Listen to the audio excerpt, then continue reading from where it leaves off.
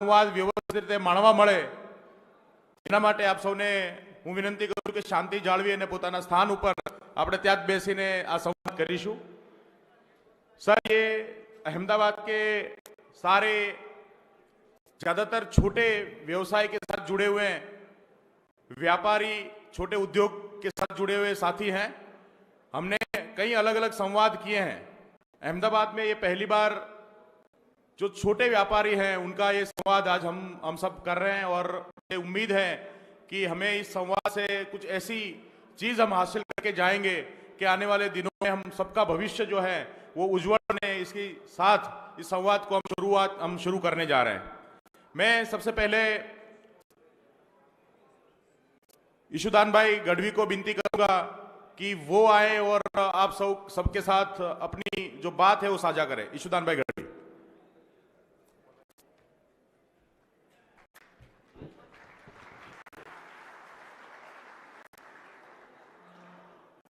भारत माता की इंकलाब। मंचस्थ उपस्थित दिल्लीना मुख्यमंत्री અને આમ આદમી પાર્ટીના રાષ્ટ્રીય કન્વીનર માનનીય અરવિંદ કેજરીવાલ जी, मनोजभाई, कैलाशभाई, किशोर काका અને સૌ ઉપસ્થિત વેપારી ભાઈઓ અને બહેનો, मित्रों, आ एक सरकार हमेशा संवाद थी आगळ वधवी जोईए। संवाद दरेक तबक्के थवुं जोईए, वारंवार थवुं जोईए अने ई पछी ऑटो चालक होय, वेपारीओ होय, चार्टर्ड एकाउंट होय, दरेक साथे सरकारनी व्यवस्था एवी बनाववामां आवी छे आपणे के मैनेजरशिप छे। सरकार क्यारे मालिक न होई शके। ज्यारे सरकार मालिक बने त्यारे हिटलरशाहीनो जन्म थतो होय।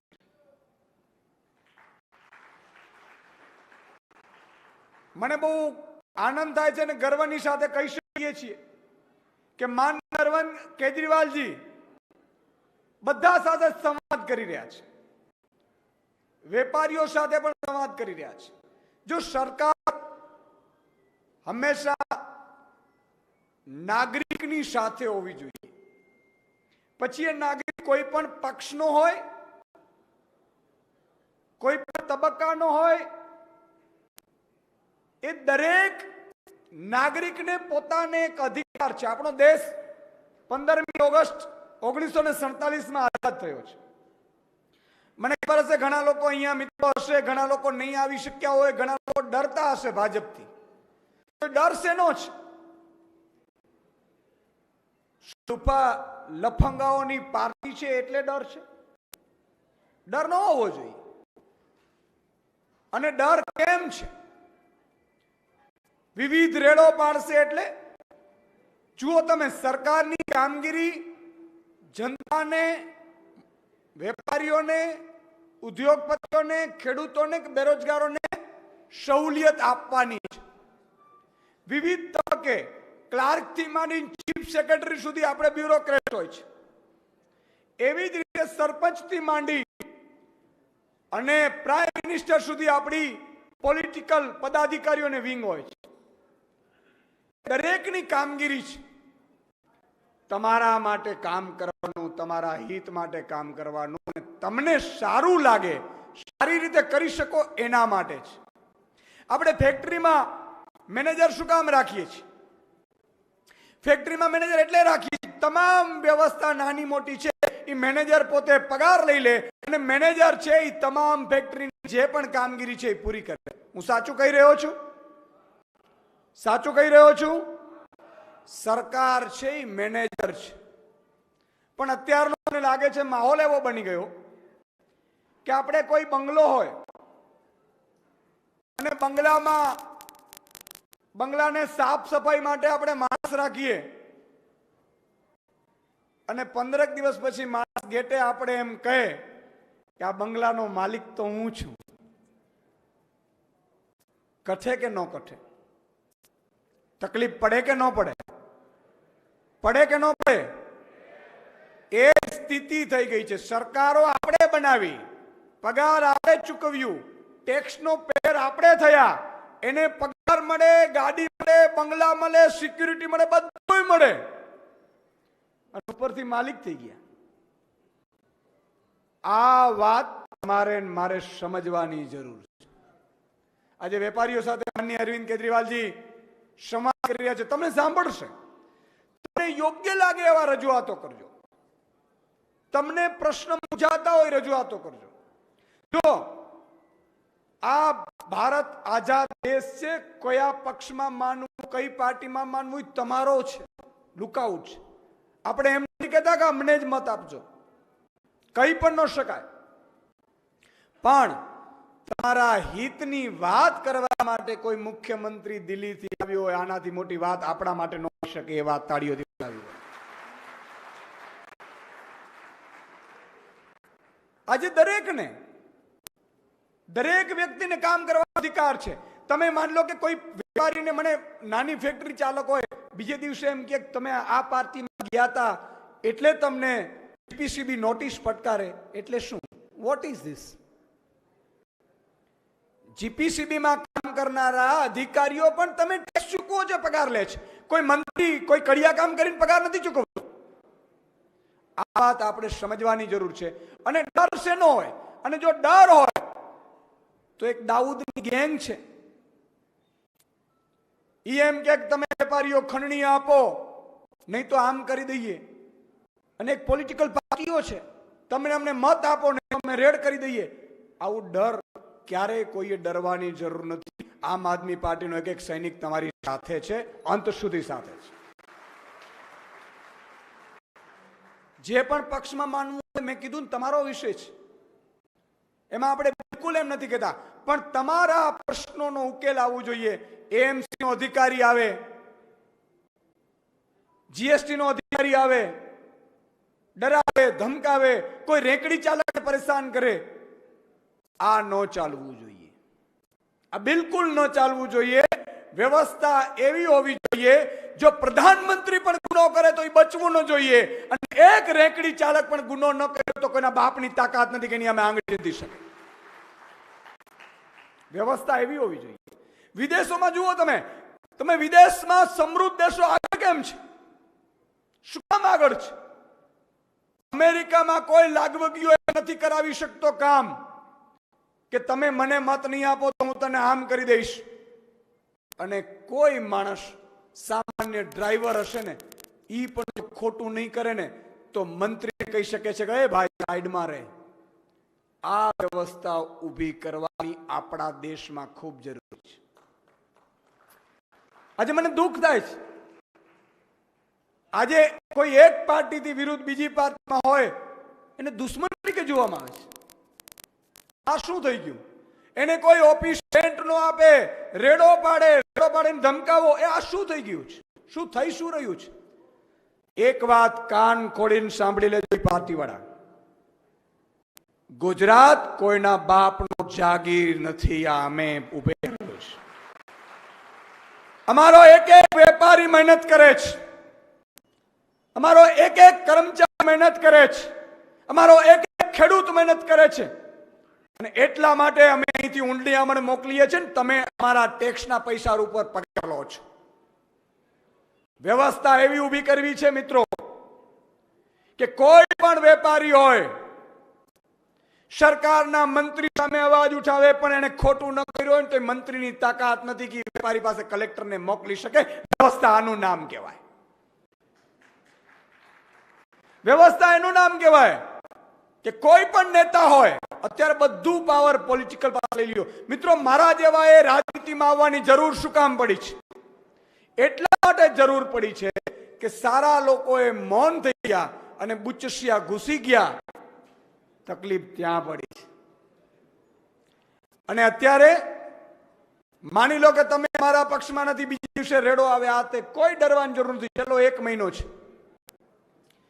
53 દિવસ છે. ગુજરાતીઓના વેપારીઓને ગેરંટી આપીએ છીએ, તમે કોઈ પણ ધંધો કરો, કોઈ એએમસી નો ક્લાર્ક પણ નહીં આવી શકે, कि न कमिश्नर फोन કરીને એમ કહી શકશે કે मेरे बच्चे आ रहे हैं, उसको रेस्टोरेंट में ठीक से खाना खिलाना मुफ्त में कोईना बापनी ताकात નથી તમને કહી શકે આ વ્યવસ્થા ઊભી કરવાની જવાબદારી અમારી છે કોઈ પણ એના માટે તમારે એકવાર આમ આદમી પાર્ટીને મોકો આપવો પડશે આ વ્યવસ્થા કારણ કે બધું પોલિટિશિયનો પાસે પાવર લઈ લીધો છે અને પોલિટિશિયનમાં એવા લોકો બેસી ગયા છે જેને કશું આવડતું જ નથી સાહેબ કશું આવડતું નથી માત્ર ક્યાંથી ધારાસભ્યો તોડવા ક્યાંથી માલ બનાવવો ક્યાં કટકી કરવી ક્યાં વેરવો આના સિવાય કોઈને કાંઈ આવડતું હોય તો મને કહેજો એક દુકાન તમે તમારા વેપારીઓ છે ફેક્ટરી કે દુકાન કોઈ આપણો જે ઘરના સારો વ્યક્તિ ન હોય ઉડા હોય એને આપી દો સંચાલન તો દુકાનનું પૂરું થઈ જાય ફેક્ટરીનું પૂરું થઈ જાય પરિવારનું પૂરું થઈ જાય તો મિત્રો એક વાત ધ્યાન રાખજો તમે રાજ્ય કોને સોંપીને બેસાશો પછી કહેતા નહીં કે રાજ્ય લૂંટાઈ ગયું બસ આટલું કહી હું આપને એક છેલ્લી વિનંતી કરીશ કે ડરવાની જરૂર નથી અમે બેઠા છીએ પણ તમારામાં સત્યનું રણકો હોવો જોઈએ અવાજ ઉઠાવવાની તાકાત હોવી જોઈએ કાલનું કોઈને ખબર નથી ન જાણ્યું જાનકી નાથી કાલે શું સવાનું છે સાહેબ ભગવાન રામને ખબર નથી એ અયોધ્યામાં રાજગાદી ઉપર બેસવાના હતા બીજા દિવસે વનવાસ તો થાય પણ તમારો મન છે ને ડરવું ન જોઈએ આટલી વિનંતી સાથે જય હિન્દ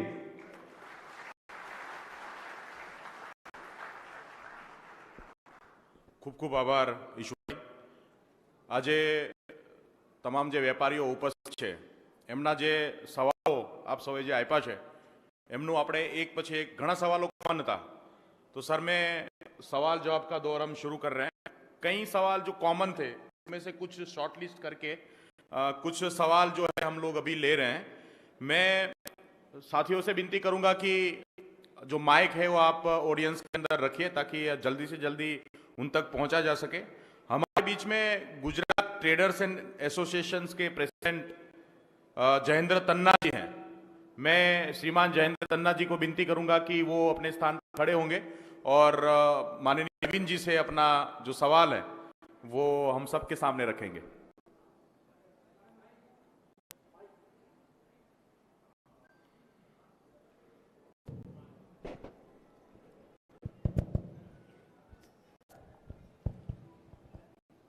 जी जयेंद्र भाई भारत माता की जय।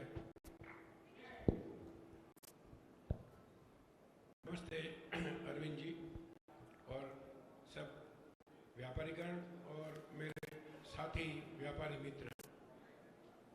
सर मैं 45 साल से व्यापारी समाज का नेता हूँ। 2 दिन के लिए यही सरकार के सामने ऑक्ट्रॉय के मामले में लड़ने के लिए मैं एक ही हूँ ऐसा हूँ जिसने 2 दिन की जेल की सजा भी भुगती। मेरा नेशनल लेवल का भी एक संगठन है जो दिल्ली बेस्ड है और हमारी 14 स्टेट में ब्रांचेस हैं।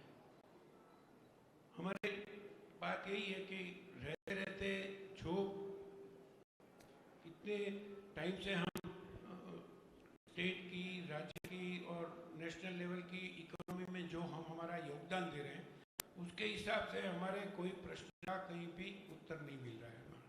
कंप्लीटली इग्नोर रह गए हम हर जगह पे ऐसे हैं। आज के दिन आप गुजरात के लिए आए तो मैं खाली गुजरात की बात करूँगा। पहली बात है कि व्यापारी लोग पढ़े लिखे इतने नहीं होते सर, हमें अनुभव से सूझबूझ आती है और हमारे कर सकते।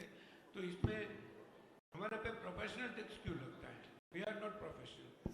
हमने सरकार से 2011 से लिखा है, हम उसकी बात कर रहे हैं कि व्यापारी लोगों को प्रोफेशनल टैक्स से मुक्ति होनी चाहिए। हमें टैक्स देने में कोई दिक्कत नहीं है, कोई भी सरकार हो इस तरह का टैक्स मांगे हम दे सकते हैं उसमें, मगर इससे द्वारा छोटे कस्बों ग्रामीण विस्तार से लेकर शहरी विस्तार तक व्यापारी समाज से इसके बहाने भ्रष्टाचार बहुत होता है। हमें ये सिस्टम से तकलीफ है, पैसे देने से कभी भी तकलीफ नहीं है। सरकार को अपनी स्कीम करनी है, पैसा चाहिए तो वी आर, क्योंकि हमें सुविधा मिलनी चाहिए, मिलती है उसी हिसाब से। तो हमारा पहले से आपसे मैं स्पष्टता इसमें बारे में सर चाहूँगा कि अगर आपकी सरकार आई और ये बात हुई तो हमारे व्यापारियों पर को प्रोफेशनल टैक्स से मुक्ति मिले, ऐसा कुछ इंतजाम आपसे अपेक्षित चाहते हैं। कोई भी सरकार हम नॉन पॉलिटिकल है साहब, हर सरकार हमारी माँ बाप है, क्योंकि हम रास्ते पे धंधा करते हैं, कोई भी पुलिस वाला कभी भी डंडा लेके आए इस विधान साहब करेंगे तो हर कोई डरेगा, क्योंकि वो टाइम पे आप या कोई नहीं आ सकता, हमें तो सरकार जो है उसके साथ में ही चलना पड़ता है, और इसलिए हमें कोई दिक्कत नहीं है, क्योंकि हम अच्छी सरकार को चाहते हैं, उसी तरह से मतदान करते हैं, अल्टीमेटली तो लोग सही मैटर करती है। ये उसी तरह का अभी सर ये छोटे लोगों पे जीएसटी आया, आपने बोला था हवा पे ही जीएसटी बाकी है, तो आपकी सरकार आए तो सुप्रीम कोर्ट ने भी दिया है अभी कि जीएसटी काउंसिल ऐसी है कि उसका जो रिजोल्यूशन है वो हर राज्य सरकार को मानना जरूरी नहीं है। उन्होंने सेंट्रल गवर्नमेंट की मीन्स पार्लियामेंट ने जो इसका रिजोल्यूशन किया उसका ही खंडन कर दिया कि ये कोई रिलेशन, तो अगर आपकी सरकार आई तो ये जो छोटे लोगों के हमारे पे, हम भी कंज्यूमर है सर, दही छाछ उस पर जो भी आता है, आपकी सरकार उसके बारे में कोई सोच रही है कि जीएसटी काउंसिल में जो भी त्रुटियां है जीएसटी में हर व्यापारी मर गया है सर, आपने ही बोला कि कहाँ कहाँ क्या है, इसके बारे में ज़्यादा बोलने की जरूरत, तो आप कोई नई सेहत लेके जीएसटी काउंसिल के जो व्यापारी वर्ग के लिए जीएसटी की तकलीफ है, खास करके कंप्लायंस की हमें बहुत ही तकलीफ, हर महीने ये रिजल्ट दो, 2 महीने पे ये दो, और सर 1000 से ज़्यादा उसमें अलग अलग रिजोल्यूशन गवर्नमेंट ने चेंज की है, तो आज हमारे कंसल्टेंट को भी पता नहीं है, गढ़वी साहब बैठे हैं चार्टर्ड अकाउंटेंट, उनको भी पता नहीं कि कौन से यूज में कौन सी जगह कौन क्या फेरफार, तो उसके लिए हम आपसे कुछ स्पष्टता चाहते हैं कि ये बारे में व्यापारियों को, उद्योगकारों को क्या आप रियायत दे सकते हैं। बहुत सारे अलग अलग प्रश्न हैं लोगों को, मैं ये दो आप जिस तरह से मैं पॉलिसी लेवल की बात आपसे करता हूँ, छोटी मोटी तो हमें दिक्कत बहुत है। अहमदाबाद शहर में अभी पार्किंग पॉलिसी आ रही है सर, एक बात तो पॉलिसी लेवल, ये पार्किंग पॉलिसी पूरे अहमदाबाद में, गुजरात में व्यापारी वर्ग जो पहले से टैक्स दे रहे, रोड टैक्स दे रहे, वो दे रहे, उनके लिए कहीं भी उनका आवाज़ नहीं आ रहा है, तो ऐसी जो भी पॉलिसी हो हर पॉलिसी में कंसल्टेशन कमेटी होनी चाहिए सर। आपने पहले ये बात कही है कि व्यापारियों को साथ में लेके चलेंगे, मगर इसके लिए हर पॉलिसी हो, छोटी मोटी कोई भी पॉलिसी हो, तो उसमें वेंडर्स का कोई प्रोविजन, जो एक्ट है सेंट्रल गवर्नमेंट ने बोला है, सुप्रीम कोर्ट ने पास किया, वो अहमदाबाद में वेंडर्स का लागू ही नहीं हुआ है, पूरे गुजरात में कहीं भी नहीं है, वेंडर जोन अलग होना चाहिए, रिटेल ट्रेडर्स का होना चाहिए। हमारी एक और मांग है, आपको भी हमने रखी है, दिल्ली में भी भेजी है कि रिटेल ट्रेड पॉलिसी होनी चाहिए, नेशनल लेवल की एसएमई पॉलिसी है, आपको आपने हमें एसएमई में गुजरात गवर्नमेंट ट्रेडर्स को ले लिया है, पर हमारे लिए कोई रिटेल ट्रेड पॉलिसी ही नहीं है, कहीं पॉलिसी होनी चाहिए किसी तरह की। एक बात छोटी करूंगा, मैं टाइम ज़्यादा नहीं लूँगा, समझो कि सर एक इंडस्ट्री होती है, वो 1 करोड़ रुपया खर्च करते हैं, तो उसमें तो क्वालिफाइड 20-25 लोगों को नौकरी मिलती है। 1 करोड़ के धंधे में कोई भी हमारा कॉम्प्लेक्स होगा तो व्यापारी समाज का कम से कम 200-250 लोगों को रोजगारी मिलती है। तो ये जो हम इन्वेस्टमेंट कर रहे हैं व्यापारी किसी में भी रोजगारी सृजन का ज़्यादा करें, तो हमें उसमें कोई इन्वेस्टमेंट नहीं मिल रहा है, न जीबी में कोई राहत है, इलेक्ट्रिसिटी में न सेल टैक्स में राहत है, न प्रॉपर्टी टैक्स में राहत है, न सब्सिडी है, कोई हम धंधा करते इंडस्ट्री के लिए, हमारे लिए कुछ नहीं है। तो ये रिटेल ट्रेड पॉलिसी भी ऐसी होनी चाहिए सबके, जो व्यापारियों को न्याय करता होनी चाहिए। आपने मुझे बोलने का सबसे पहले मौका दिया और आपसे सन्मुख होने का तक भी, थैंक यू।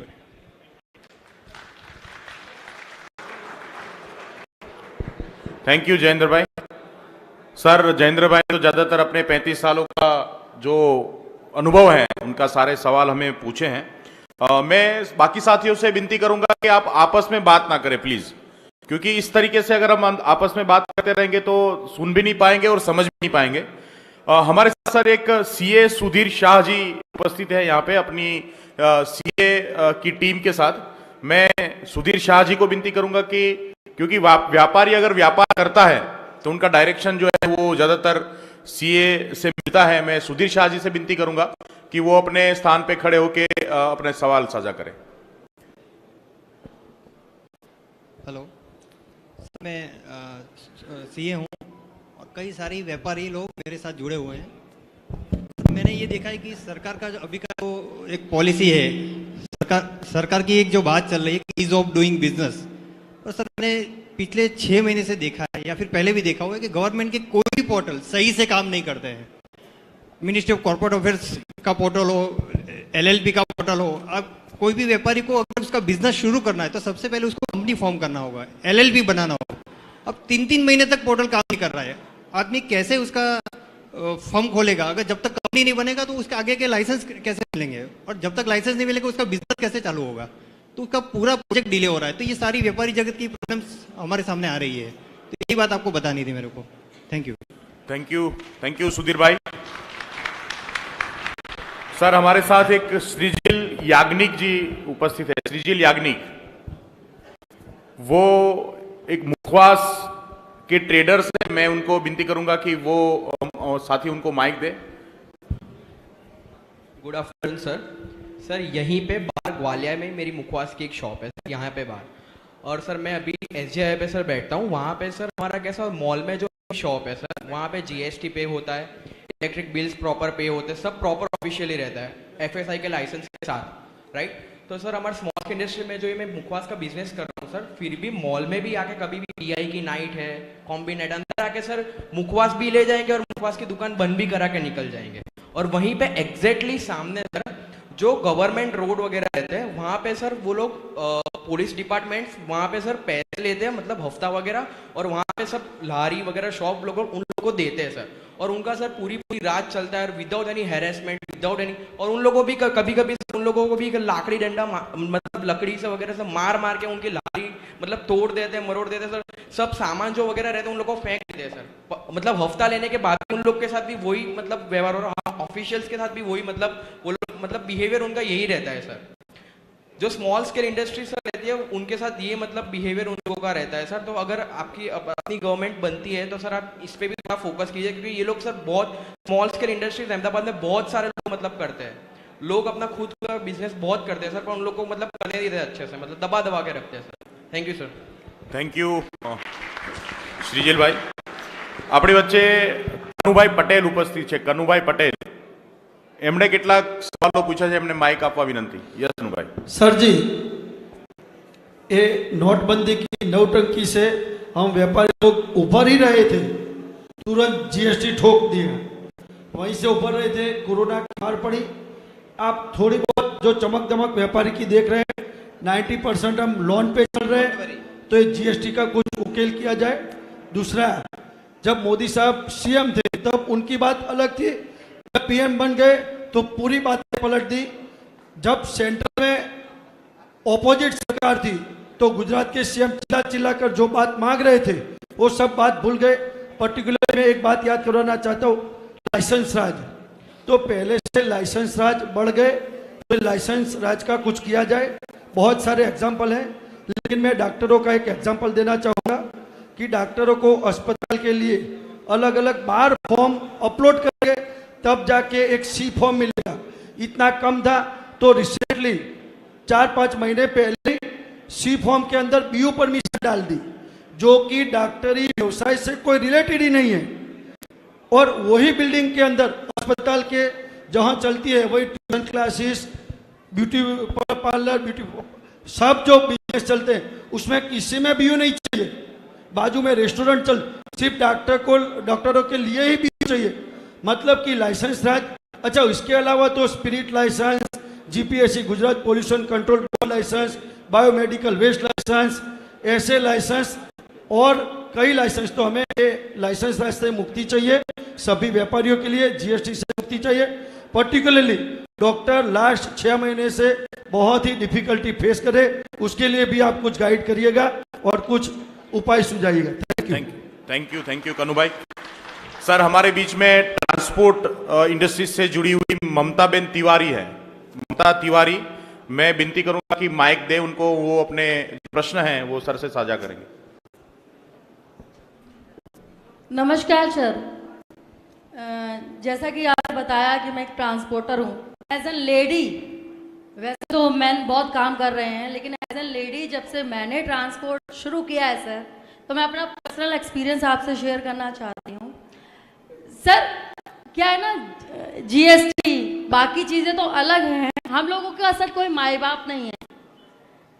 कोरोना हुआ, ट्रक ड्राइवर गए, जगह जगह उन्होंने माल दिया, दवाइयाँ दी, लेकिन उसके बावजूद सर उनको कभी भी पुलिस वाले उतारते हैं, थप्पड़ मारते हैं, पैसे लेते हैं। मतलब जितना भ्रष्टाचार हम लोगों के साथ हो रहा है ना सर, उतना कहीं किसी के साथ मुझे अभी तक नहीं देखने को मिला। क्योंकि हमारा कोई है ही नहीं सर, एसोसिएशन बने हुए, लेकिन सिर्फ नाम के, कोई नहीं पूछता सर। नो एंट्री एरिया में जब नो एंट्री लगी होती है तब की बात तो अलग है, लेकिन जब नो एंट्री खुल जाता है सर, उसके बाद अगर हम ट्रक अपना भेजते हैं कंपनी में, तो पुलिस वाले क्या करते हैं सर, गाड़ी को साइड में खड़ा करते हैं, उसका कहते हैं नहीं पहला पैसा दो फिर जाके गाड़ी आगे जाएगी, नहीं तो नहीं जाएगी। मतलब कुछ नहीं है सर हम लोगों के लिए। और सबसे ज़्यादा हम लोग ही काम करते हैं, मतलब दवाइयों से लेके, मतलब सर कौन सा ऐसा काम है जिसमें ट्रांसपोर्टर की ज़रूरत नहीं है? हर काम के लिए हम लोग सबसे पहले, और हमारा कोई सुनवाई नहीं है सर। प्लीज़ आपकी सरकार आए तो आपसे मतलब मैं क्या बोलूँ कि मेरा नम्र निवेदन है आपसे कि हम लोगों के लिए प्लीज़ कुछ सोचिएगा सर। Thank you. हमारे साथ दीपक भाई देसाई है जो कपड़ों के कारोबार के साथ जुड़े हैं। दीपक भाई देसाई से विनती की वो बात करेंगे। परसाड़ा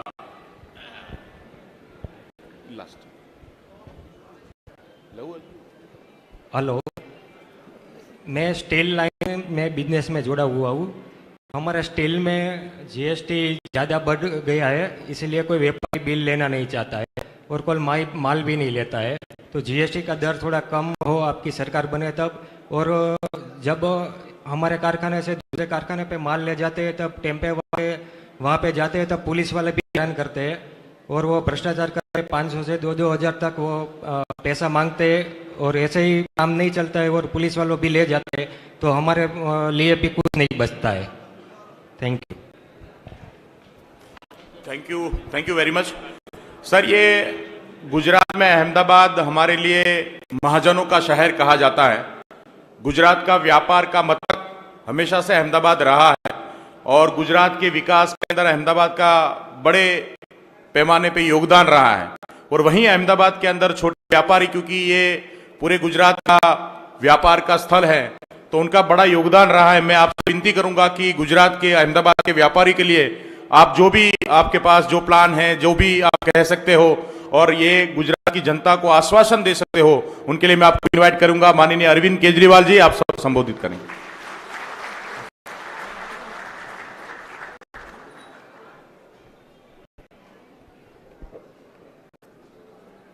आज यहाँ पे इतनी बड़ी संख्या में अहमदाबाद के व्यापारी आए हुए हैं। मुझे बताया गया सारी क्रीम आज यहाँ पे बैठी है। आप सब लोगों को मेरा नमस्कार, सबको मेरा प्रणाम।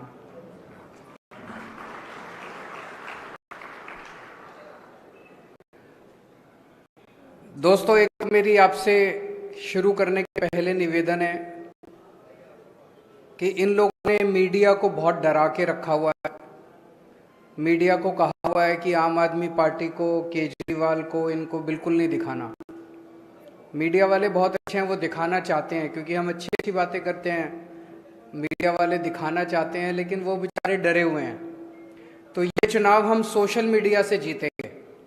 मेरी आप सबसे विनती है कि जितने ज़्यादा से ज़्यादा लोग फ़ोन निकाल के इसकी रिकॉर्डिंग कर सकें और अपने अपने व्हाट्सएप ग्रुप में इसको शेयर कर लीजिए। ज़्यादा से ज़्यादा लोगों को इसको फैला दीजिए। मैं समझता हूँ कि जब जनता खड़ी हो जाएगी तो अपने आप बात फैलेगी।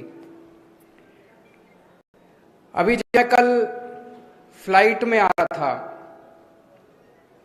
मेरे बगल में अहमदाबाद के एक व्यापारी बैठे हुए थे, स्टॉक ब्रोकर हैं। मुझे देख के आश्चर्यचकित हो गए। बोले, सर सीएम के बगल में बैठा हूं मैं, मेरे भाग्य खुल गए। फिर बोले कि सर मुझे आपके साथ फोटो लेनी है। मैंने कहा ले लीजिए। फिर अचानक बोले कि नहीं, गड़बड़ हो जाएगी।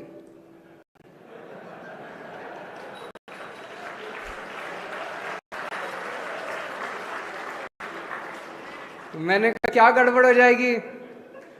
कहते हैं सर आजकल आपके पीछे ईडी और सीबीआई पड़े हुए हैं, अगर फोटो ले ली तो मेरे पीछे भी पड़ जाएंगे।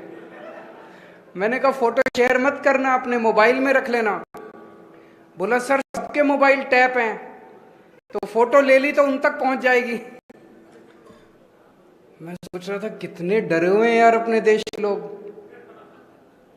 व्यापारी कितने डरे हुए हैं। जिस देश का व्यापारी एक फोटो लेने में इतना डरा हुआ है, वो देश कैसे तरक्की कर सकता है? नहीं, जब तक व्यापारी खुश नहीं होगा। देश की अर्थव्यवस्था में सबसे ज्यादा योगदान व्यापारियों का होता है, सबसे ज्यादा योगदान उद्योगपतियों का होता है। सब लोगों को डरा के रखा हुआ है इन्होंने, सब लोगों को डरा के रखा हुआ है। कल मैं एयरपोर्ट पे लैंड किया, होटल पहुंचा, होटल पहुंचते ही खबर आ गई कि हमारे आम आदमी पार्टी के अहमदाबाद ऑफिस पे गुजरात पुलिस की रेड करवा दी इन्होंने। हमारी फक्कड़ पार्टी, 4 पैसे हैं नहीं हमारे पास,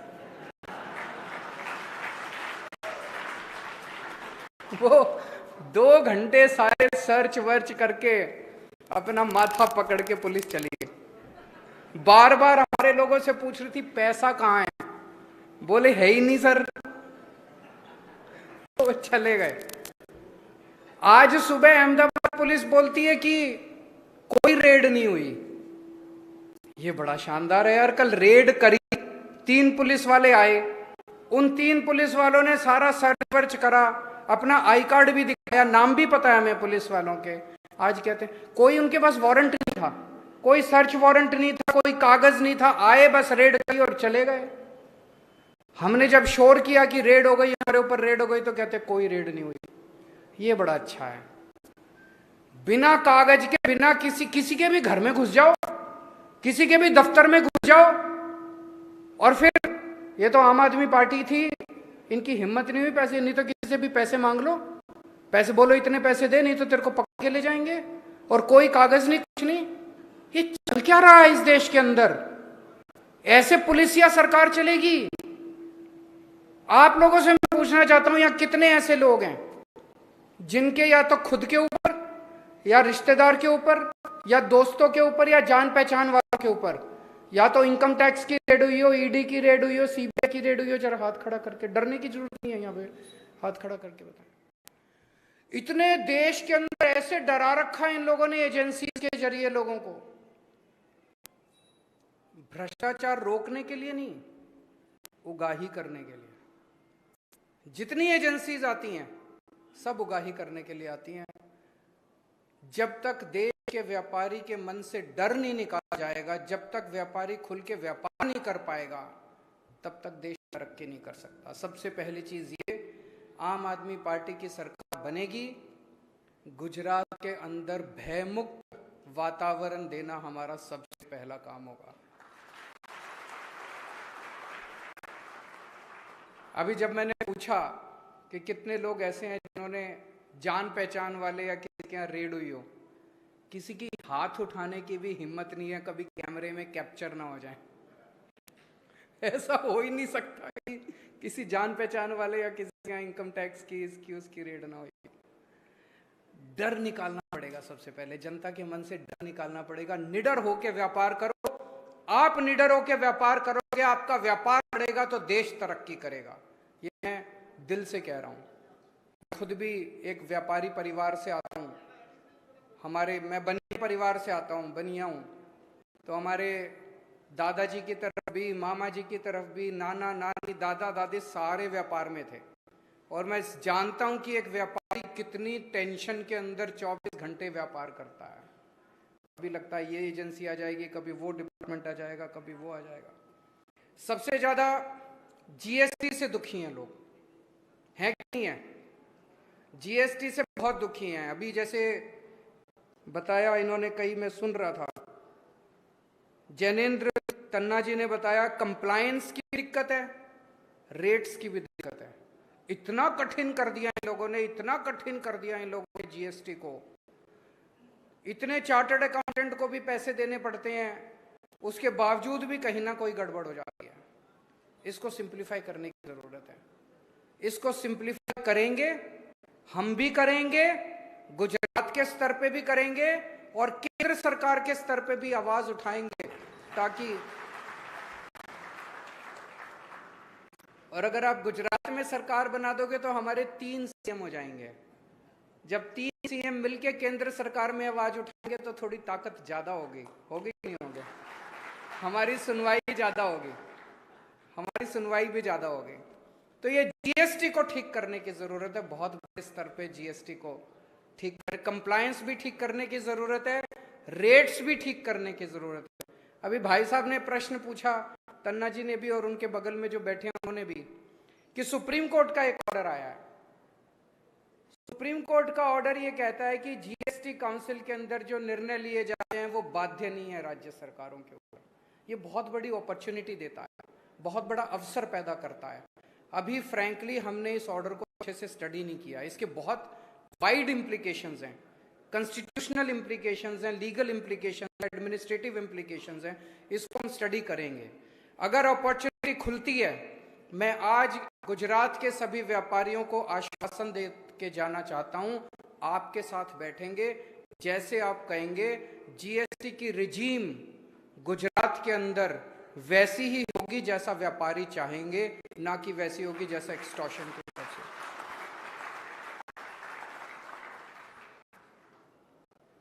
व्यापारियों की एक बहुत बड़ी समस्या होती है, नॉर्मली हर व्यापारियों का जो डायलॉग मैं करता हूं उसमें निकल के आती है, आज नहीं निकल के होती है पेमेंट की। एक मिनट में पूरा कर लूं अभी से।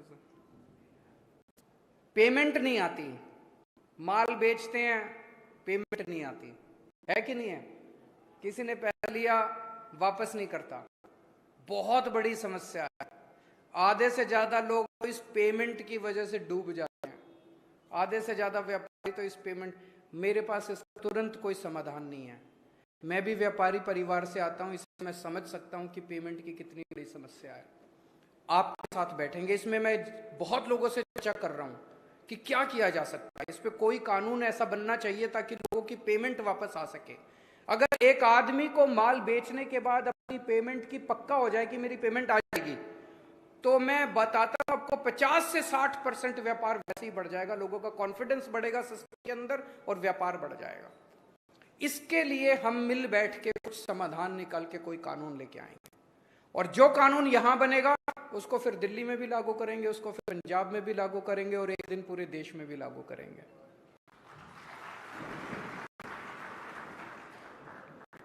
एक वैट के और जीएसटी के बहुत सारे पुराने रिफंड पेंडिंग हैं। ये सरकारें जानबूझ के रखती हैं, जब सरकार का खर्चा नहीं चल रहा होता तो रिफंड रोक लेती हैं, और व्यापारी के पास बेचारे का कैश फ्लो रुक जाता है, और कैश फ्लो एक व्यापारी की जान होता है। तो हमारी सरकार बनेगी 6 महीने के अंदर जितने आपके पुराने रिफंड हैं, सारे रिफंड आपको 6 महीने के अंदर वैट के भी और जीएसटी के भी। वैट के पुराने बहुत सारे मामले चल रहे हैं, वैट तो खत्म हुए कितने साल हो गए, लेकिन पुराने केस पे केस चल। तो एक आपके साथ बैठ के एक वैट एमनेस्टी स्कीम लेके आएंगे ताकि सारे पुराने केसेस को खत्म किया जा सके। जो लेना देना है सरकार का बनता है वो सारा आप दें, ताकि आप लोगों को केसेस से, झंझट से मुक्ति मिले। एक चीज जो केवल आम आदमी पार्टी कर सकती है वो है भ्रष्टाचार मुक्त प्रशासन। अभी सबकी आपकी बातों से निकल के आ रहा था, ममता जी ने भी बोला कि जी वो पैसे मांगते हैं, पुलिस वाले पैसे मांगते हैं, ये पैसे मांगते हैं, वो पैसे। ये मैं आपको गारंटी दे रहा हूं, एक भी पुलिस वाला और एक भी सरकारी कर्मचारी की हिम्मत नहीं होगी कि आपसे एक भी पैसा मांग सके। दिल्ली में हमने भ्रष्टाचार मुक्त शासन दिया है। मैं आपके साथ शेयर, पहली जब सरकार बनी हमारी 28 सीट आई थी दिल्ली में, 28 सीट में 49 दिन की सरकार थी। उन 49 दिन में हमने ऐसा काम किया कि अगली बार लोगों ने 67 सीट दे दी। कई काम किए, लेकिन एक काम जो किया, मैंने ऐलान कर दिया दिल्ली में कि अब अगर आपसे कोई पैसे मांगे आप मना मत करना, अपनी जेब में हाथ डालना और अपना फोन रिकॉर्डिंग पे लगा देना, ऑडियो रिकॉर्डिंग, और उस रिकॉर्डिंग की क्लिप मेरे को इस नंबर पे व्हाट्सएप कर देना। उस अफसर को मैं जेल में डाल दूंगा। 49 दिन में 32 लोगों को मैंने जेल डाली। आपको यकीन बता रहा हूं, किसी की रिश्वत कम नहीं हुई, 0 हो गई 49 दिन के अंदर की रिश्वत। और 49 दिन के बाद जैसे ही हमारी सरकार गिरी, ये लोग सारे पैसे लेने पहुंच गए। बोले वो जो 49 दिन वाले हैं वो भी दो और अब नए पैसे भी दो। बोलो बुला अब अपने केजरीवाल को, हम देखते हैं तेरा केजरीवाल क्या करता है। तो ये हमको ही करना है भ्रष्टाचार। नीयत साफ है हमारी, शरीफ लोग हैं, पैसे नहीं खाते। ये कोशिश तो बहुत कर रहे हैं पूरे देश के अंदर फैलाने की। केजरीवाल ने शराब घोटाला कर दिया, मनीष सिसोदिया 144 करोड़ खा गया, उसके घर रेड करी, रेड में 10,000 रुपए भी मिले। अगर 144 करोड़ रुपए कोई खाता तो कुछ लाख, 2 लाख, 3 लाख करोड़, 2 करोड़ बिखरे हुए ही मिल जाते घर के अंदर। कुछ नहीं मिला। हमारे दफ्तर में रेड करी, वहां कुछ नहीं मिला। गुजरात में रेड करी, वहां कुछ नहीं मिला। मनीष के घर कुछ नहीं मिला, सत्येंद्र के घर कुछ। ऐसे ही फेंकते रहते हैं, कीचड़ फेंकते रहते हैं, पर जनता देख रही है। तो एक तो भ्रष्टाचार मुक्त शासन देंगे, रेड सारी बंद कर देंगे, जितनी रेड होती हैं, ये जीएसटी के रेड, फलानी रेड, ढिमकी रेड। दिल्ली में कोई रेड नहीं होती। जब हमारी सरकार बनी थी, दिल्ली में सारी रेड बंद कर दी। मैं इनकम टैक्स में था पहले। ऐसा नहीं कि सारे अफसर खराब होते हैं, कुछ अफसर ईमानदार भी होते हैं, लेकिन अमूमन मैंने देखा कि रेड में क्या तमाशा होता है। कोई उस कोने के अंदर सेटिंग कर रहा होता है, कोई उस कोने में सेटिंग कर रहा होता है। जितना पैसा रेड में सरकार को नहीं आता, उससे ज्यादा पैसा उनकी जेब में जाता है। अगर आप रेड बंद कर दो, इस देश का व्यापारी खुशी खुशी अपने मन से सरकार को पैसा देना चाहता है, उसको मौका तो दो। दिल्ली में जब हमारी सरकार बनी, वैट के जरिए हमारा टोटल दिल्ली सरकार का बजट 30,000 करोड़ का था। हमने रेड बंद कर दी, आज हमारा दिल्ली का बजट 75,000 करोड़ का है, दुगने से भी ज्यादा हो गया, 2.5 गुना हो गया। क्यों? व्यापारी अब खुश है। व्यापारी देख रहा है उसके बच्चों को अच्छी शिक्षा दी, हमने स्कूल अच्छे बना दिए, हमने अस्पताल अच्छे बना दिए, इलाज मुफ्त कर दिया, लोग खुश हैं। अपने से टैक्स दे रहे हैं, अपने से उनको लग रहा है यार कि अगर सरकार को टैक्स दोगे तो कुछ बदले में मिलेगा। तो सिंप्लीफाई करेंगे सारे प्रोसेस। अब कई लोगों की शिकायतें ये थी जी प्रोसेस बड़ा कॉम्प्लिकेटेड है, ये फाइल करना पड़े। प्रोसेस को कॉम्प्लिकेटेड क्यों बनाया जाता है? प्रोसेस को कॉम्प्लिकेटेड इसलिए बनाया जाता है कि आदमी थक के कहे बताओ जी कितने देने हैं। फिर आदमी जो देता है वो ऊपर तक पहुंचता है। जब ऊपर बैठा हुआ आदमी कहता है मेरे को पैसे नहीं चाहिए और खबरदार जो तुमने पैसे लिए तो सारा प्रोसेस फिर सिंप्लीफाई होने लगता है। फिर कहते हैं यार काम करो अब सारे जने मिलके। ऐसा ही भ्रष्टाचार मुक्त प्रशासन हम गुजरात में लाना चाहते हैं। मेरा एक टारगेट होगा, 5 साल के अंदर व्यापार का पूरा सिस्टम इतना सिंप्लीफाई कर दो, इतना भ्रष्टाचार मुक्त कर दो कि आपका सबका बिजनेस, हर आदमी का बिजनेस कम से कम 5 साल में डबल हो जाए। आज अगर आप 5 रुपए का टर्नओवर है तो 5 साल में ये डबल होके 10 रुपए होना चाहिए। आज अगर 10 रुपए का टर्नओवर है तो ये 20 रुपए 5 साल में होना चाहिए। और 20 पोटेंशियल है अपने देश के अंदर, बिजनेस बढ़ सकता है, बहुत तेजी से बढ़ सकता है। इस सब चीजों को संकुचित करके मतलब घोट के रखा हुआ है सरकारों ने। ऐसा है जैसे गला घोट देते हैं ना किसी आदमी का, ऐसे व्यापार और उद्योग को इस देश के अंदर घोट के रखा हुआ है। अब खुला छोड़ दिया जाए व्यापार को, खुला छोड़ दिया जाए व्यापारियों को, उद्योगपतियों को, इतना बढ़ेगा हमारे देश के अंदर, हम चाइना को पीछे छोड़ सकते हैं। हमारे अंदर पोटेंशियल है। और एक ये कहा जा रहा है फ्री की रेवड़ी, फ्री की रेवड़ी, फ्री की रेवड़ी। मैं कन्विंस्ड हूं पूरी तरह से कि अपने देश के हर बच्चे को अच्छी शिक्षा मिलनी चाहिए और फ्री शिक्षा मिलनी चाहिए। आज अमेरिका अपने बच्चों को फ्री शिक्षा देता है, लंदन अपने बच्चों को फ्री शिक्षा देता है, जापान अपने बच्चों को फ्री शिक्षा देता है, बड़े बड़े देश अपने बच्चों को फ्री शिक्षा देते हैं। वो इसलिए फ्री शिक्षा नहीं देते कि वो अमीर हैं, वो अमीर इसलिए बने क्योंकि उन्होंने अपने बच्चों को फ्री शिक्षा देनी चालू करी। अगर हमें अमीर देश बनना है, अगर हमें डेवलप्ड कंट्री बनना तो पहले सबसे पहली चीज है अच्छी शिक्षा हर बच्चे के लिए इंतजाम करना पड़ेगा और फ्री शिक्षा का इंतजाम करना पड़ेगा। दिल्ली में हमने शानदार शिक्षा का इंतजाम कर दिया, गरीबों के लिए भी सरकारी स्कूल शानदार कर दिए। कितनी कहानियां मेरे को सुनने को मिलती है, फलाना फलाना प्लम्बर का बेटा, कारपेंटर का बेटा, रिक्शे वाले का बेटा IIT में इंजीनियर बन गया। सोच के देखो, जिसका बाप आज 10,000 रुपये महीना कमाता है, वो IIT का इंजीनियर जब निकलेगा 3 लाख रुपए महीने की उसकी सैलरी होगी। गरीबी दूर हो गई उसकी। ऐसे ही तो गरीबी दूर होगी, और कैसे होगी? सरकारी योजनाओं से गरीबी दूर नहीं होने वाली, गरीबी दूर होगी शिक्षा से। तो फ्री शिक्षा देना कैसे फ्री की रेवड़ी हो गई? सबके लिए हम अब फ्री इलाज का इंतजाम करना चाहते हैं। कम से कम दुनिया के अंदर ढेरों देश ऐसे हैं जिनके अंदर उन्होंने, इंग्लैंड के अंदर, लंदन के अंदर नेशनल हेल्थ सर्विसेज है उनकी। अगर गरीब से गरीब आदमी भी फ्री, वो वहां पे बीमार होता है, उनकी हेलीकॉप्टर एम्बुलेंस सर्विस है, वो उसको लेके जाती है फ्री में। हमें भी करना चाहिए अपने सारे लोगों का फ्री में इंतजाम, क्यों नहीं करना चाहिए? और हमने दिल्ली में करके दिखाया। 2 करोड़ जनता है दिल्ली की, हर आदमी के लिए पूरा इलाज मुफ्त कर दिया हमने, दवाइयां भी, टेस्ट भी, ऑपरेशन भी, सब कुछ मुफ्त कर दिया। मैं इसको फ्री की रेवड़ी नहीं मानता। मुझे लगता है राष्ट्र निर्माण के लिए शिक्षा और स्वास्थ्य एक ऐसी चीज है जो सबके लिए हमें फ्री का इंतजाम, फिर हम फ्री का इंतजाम कर देंगे। हम जबरदस्ती नहीं कर रहे किसी से। किसी ने अपने बच्चों को प्राइवेट स्कूल में पढ़ाना पढ़ा ले, किसी ने प्राइवेट अस्पताल में इलाज कराना करा ले, पैसे देके करा ले, लेकिन अच्छा शिक्षा, अच्छा इलाज सबके लिए फ्री में अवेलेबल होगा। जिसने लेना है ले, जिसने नहीं लेना है ना ले।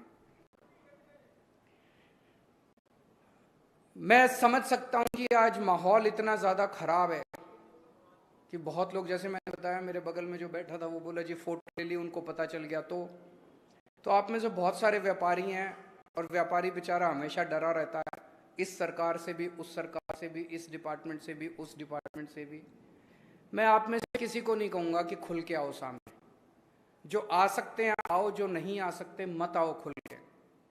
लेकिन एक बार परिवर्तन तो कर दो यार, बदल तो दो इस बार। बदलाव तो 27 साल के बाद तो बहुत ज्यादा हो जाता है, फिर तो अहंकार आ जाता है, कोई सुनता ही नहीं है। तो एक बार बदलाव मांगता है, अंदर खाने काम करो। जो आए कान में बोल दो सबके, इस बार झाड़ू, इस बार झाड़ू, इस बार झाड़ू, इस बार, सबके कान में बोलते जाओ, वर्ड ऑफ माउथ। और व्यापारी जानता है, जो कस्टमर आए उसी को बोल दो झाड़ू, जो कस्टमर आए उसी को व्हाट्सएप पे बोल दो झाड़ू। खुल के मत आओ, लेकिन अंदर खाने झाड़ू झाड़ू झाड़ू झाड़ू। इनको सबसे ज्यादा गुमान है कि अहमदाबाद बीजेपी का गढ़ है। पहले कहते थे गुजरात गढ़ है, अब गुजरात तो कहना छोड़ दिया। इनको लग रहा है कि अब गुजरात तो जा रहा है, कहते हैं अहमदाबाद गढ़। कितनी सीट है अहमदाबाद में? 16 सीट है शहर में। अब आप लोगों की जिम्मेदारी है, 16 में से एक भी सीट अब इनके जिम्मे नहीं जानी चाहिए। दिल्ली के लोगों ने 70 में से 62 सीट दी थी, पहले 67 सीट दी थी। पंजाब के लोगों ने 117 में से 92 सीट दी। आप 182 में से कितनी दोगे? रिकॉर्ड तोड़ना है आपको दिल्ली का और पंजाब का। भारत माता की।